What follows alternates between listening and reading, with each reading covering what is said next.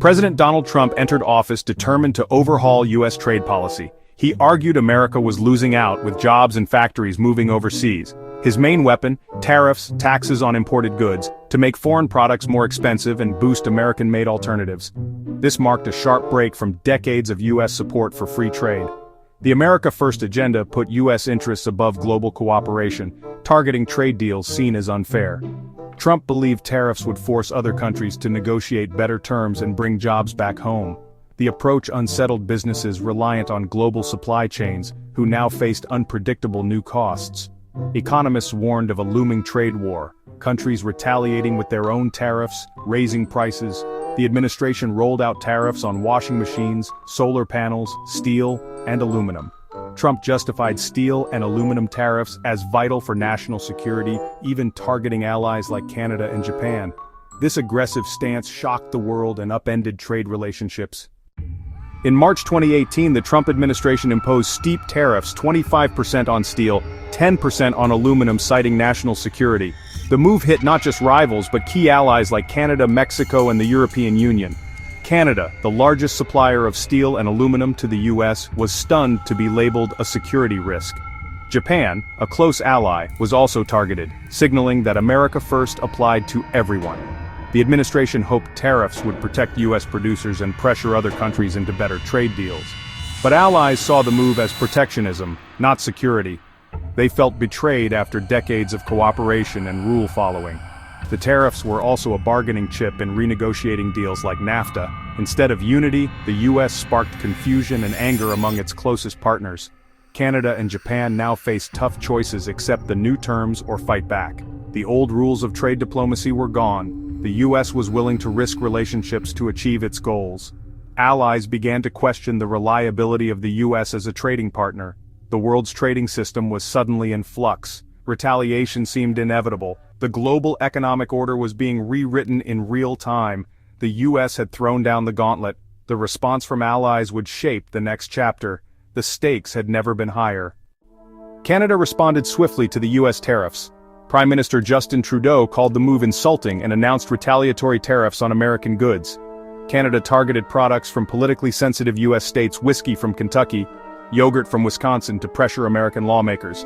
The message hit us, and will hit back where it hurts. Beyond retaliation, Canada accelerated efforts to diversify trade, finalizing deals with the EU and Asia. The goal reduced dependence on the unpredictable U.S. market. The tariffs marked a turning point in U.S.-Canada relations, once among the world's closest. Canadian leaders began openly advocating for international cooperation and rules-based trade. The dispute revealed a new Canadian independence as officials sought to forge their own path. The U.S. approach, meant to isolate others, risked isolating America instead. Canada's response was calculated and strategic. The trade rift forced both countries to rethink their economic futures. The era of automatic trust was over. Canada was determined not to be caught off guard again. The world saw a new, more assertive Canada on the global stage. The U.S. had underestimated its neighbors' resolve. The trade war had changed the relationship for good. Japan's reaction to the tariffs was measured but resolute. Prime Minister Shinzo Abe had invested in a close relationship with President Trump, hoping to avoid conflict. But when tariffs hit, Japan rejected the idea that its exports threatened U.S. security and filed a complaint with the World Trade Organization. Japan realized it could no longer rely solely on the U.S. for economic partnership. The country pivoted, championing free trade in the Asia-Pacific and stepping into a leadership role once held by America. Japan forged a major free trade agreement with the European Union, creating a vast open market. The message to Washington, Japan, had options and would not be boxed in. This was about more than economics, it was about global influence. By leading new trade deals, Japan increased its prestige and reliability as a partner.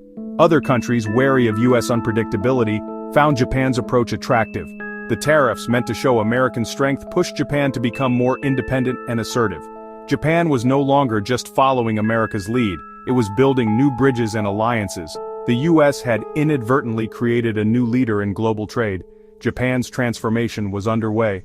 The world was watching and taking notes. The balance of power was shifting. The U.S. withdrawal from the Trans-Pacific Partnership (TPP) left a void in global trade leadership. Many thought the deal was dead without America, the largest economy in the group. But led by Japan and supported by Canada and Australia, the remaining 11 countries pressed on. They revised and rebranded the agreement as the Comprehensive and Progressive Agreement for Trans-Pacific Partnership, or CPTPP. Signed in March 2018, the CPTPP created a massive free trade zone, even as the US imposed new tariffs. The pact lowered barriers and opened markets for its members, giving them a competitive edge.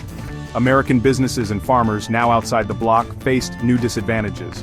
The CPTPP was a direct response to US protectionism, a signal that open trade would continue, with or without America. Member countries gained new opportunities: Canadian beef to Japan, Vietnamese clothing to Mexico, and more. The US, once the architect of Pacific trade, was now on the outside looking in. The world's economic center of gravity was shifting. The CPTPP showed that countries could unite and thrive without US leadership. The trade war had unintended consequences. America's absence created space for others to lead. The global trading system was evolving. The US risked being left behind. The CPTPP was proof. The world would not wait. New alliances were taking shape. The tariffs meant to protect American industries quickly backfired. US manufacturers relying on imported steel and aluminum faced soaring costs. Companies making cars, beer cans, and appliances saw their expenses jump, forcing them to raise prices or cut profits. American consumers paid more for everyday goods, from cars to soup. Retaliatory tariffs from countries like Canada and China hit US exports: whiskey, soybeans, pork, making them harder to sell abroad. Farmers and manufacturers were left with unsold surpluses and shrinking markets. Iconic brands like Harley-Davidson faced a double hit: higher input costs at home and new tariffs abroad. To stay competitive, some companies moved production overseas, the opposite of the policy's intent. The trade war disrupted supply chains built over decades. Instead of bringing jobs back, the tariffs pushed some companies to relocate. The policy's costs rippled through the economy. The pain was felt far beyond the targeted industries. The tariffs became a tax on American businesses and consumers. The fallout was widespread and unexpected. The promise of revival turned into a struggle for survival. The reality was far more complicated than the rhetoric. While some jobs were created in steel and aluminum, more were lost elsewhere. For every job gained in a steel mill, several disappeared in factories that use steel.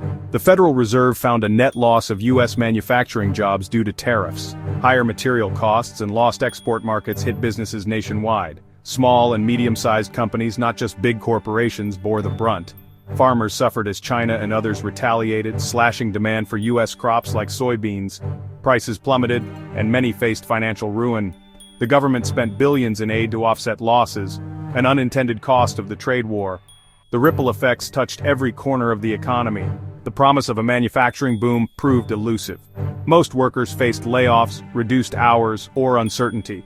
The global economy's interconnectedness made isolation impossible. Policies meant to help one group hurt many others. The trade war's winners were few, the losers many. The lesson: economic walls have far-reaching consequences. The Trump trade war sent shockwaves through the global economy. The US, once the champion of open trade, now challenged the very system it built. Blocking appointments at the World Trade Organization, America created a leadership vacuum. Countries like Japan, Canada, and the EU stepped up, forging new trade deals and alliances. The world began building networks that excluded the US. China seized the moment, expanding its influence through the Belt and Road Initiative. The US found itself isolated, fighting trade wars on multiple fronts. Divisions with allies made it harder to confront China's trade practices. Trust in the US as a reliable partner was damaged.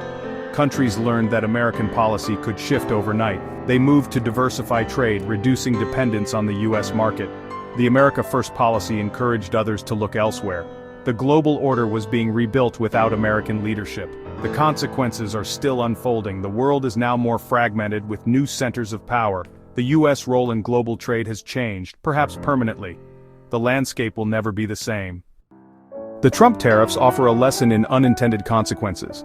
A policy meant to protect American jobs ended up hurting many more. Allies like Canada and Japan stood firm, building new alliances and trade pacts without the US. The CPTPP became a symbol of global cooperation in America's absence. US businesses and workers faced higher costs, lost markets, and job losses. The Biden administration has rolled back some tariffs, but trust is slow to return. Trading partners are now focused on diversification, less willing to rely on the US alone. The global trading system is more fragmented, with competing blocs and shifting alliances. The episode proved that in an interconnected world, every action has a reaction. Walls built to protect can end up isolating a nation. Old friends found new roads and built new bridges, without America at the center. The legacy of the trade war continues to shape the world. The story is far from over.